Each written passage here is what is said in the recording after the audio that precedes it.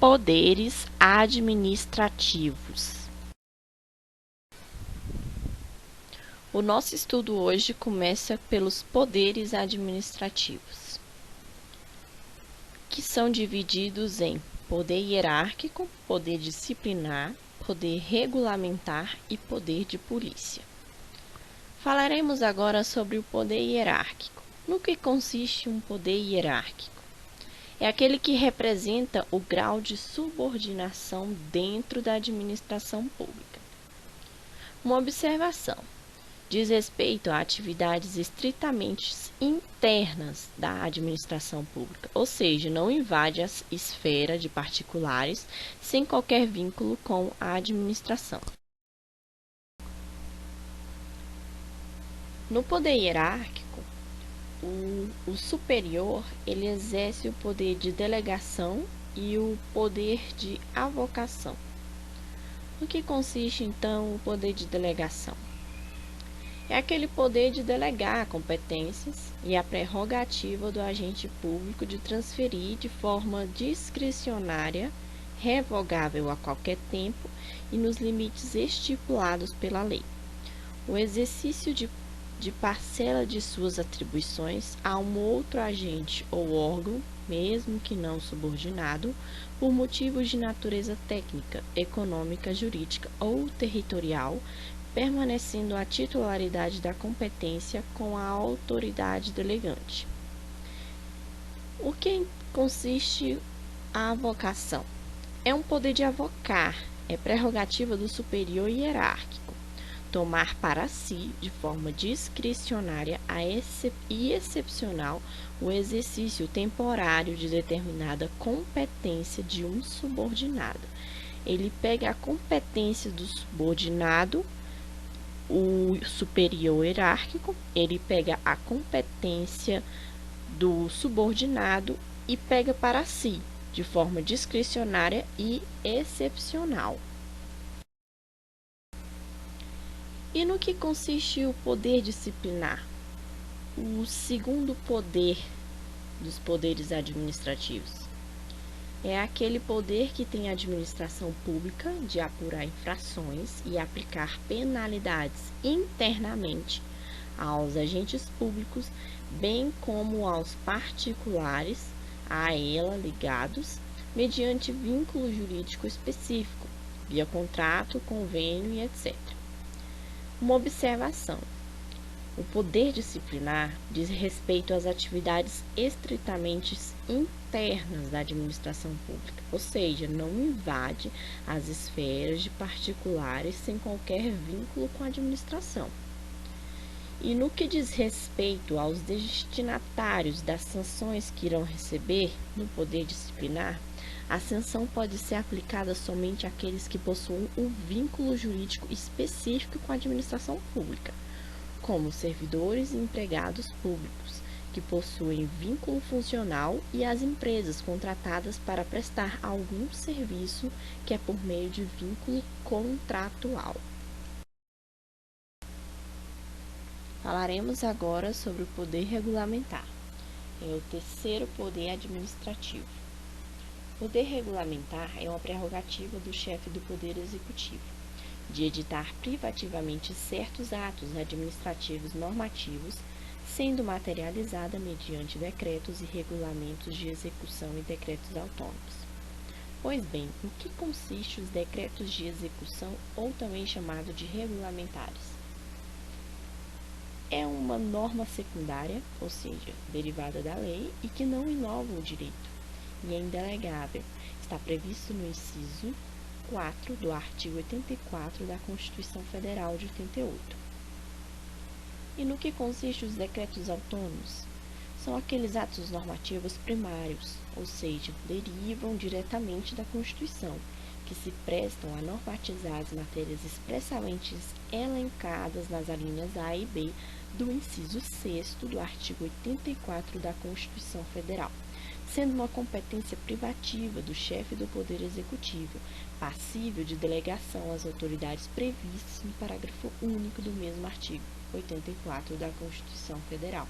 Pois bem, é delegado a quem os decretos autônomos? ao ministro, ao Procurador-Geral da República e à Advocacia Geral da União. Também pode ser delegável aos prefeitos e governadores, desde que esteja na Constituição do Estado ou da Lei Orgânica.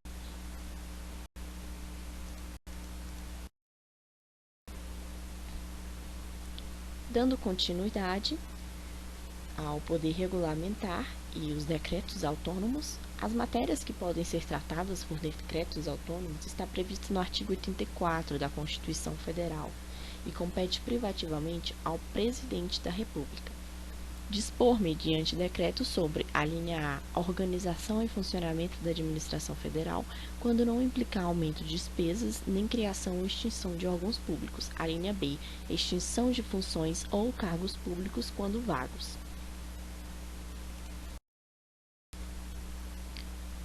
Poder de polícia, o quarto poder administrativo. O conceito legal do poder de polícia está previsto no artigo 78 do CTN. É um conceito bem extenso, porém bem recorrente em prova. Mas também existem conceitos doutrinários mais específicos e mais fácil de compreensão.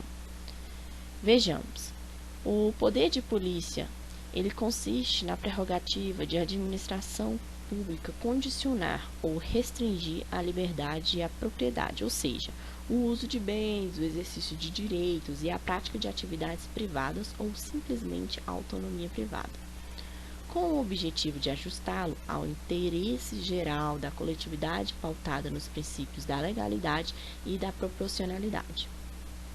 Pois bem, o poder de polícia ele está pautado nos princípios da legalidade e da proporcionalidade.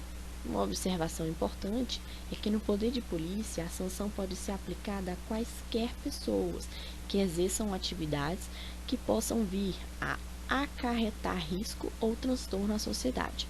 Por isso, disse que tais pessoas possuam vínculo geral com a administração.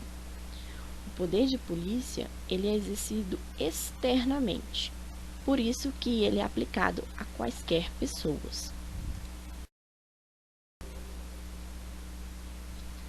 Dando continuidade ao poder de polícia, falarei agora sobre as modalidades do poder de polícia administrativo, que consiste em preventivo ou repreensivo. O poder de polícia preventivo ocorre quando o particular necessita de anuência prévia, formalizada por uma licença ou uma autorização, por exemplo, da administração para exercer determinada atividade.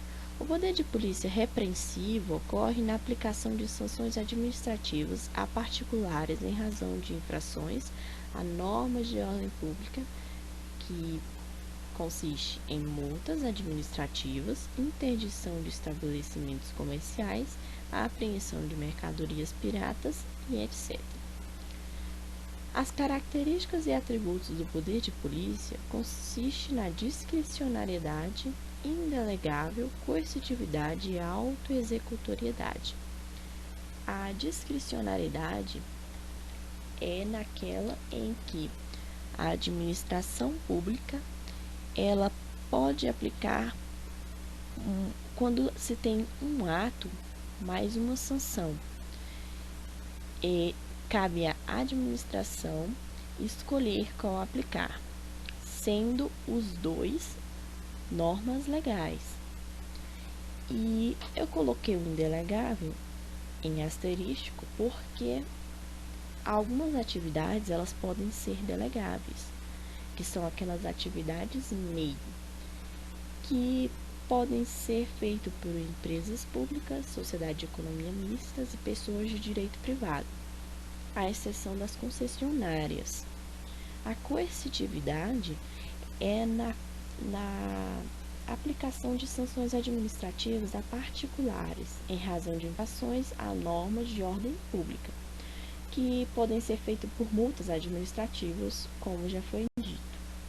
A autoexecutoriedade é aquela que não depende do poder judiciário para que isso aconteça, ou seja, a administração pública ela não precisa do judiciário para poder executar os atos.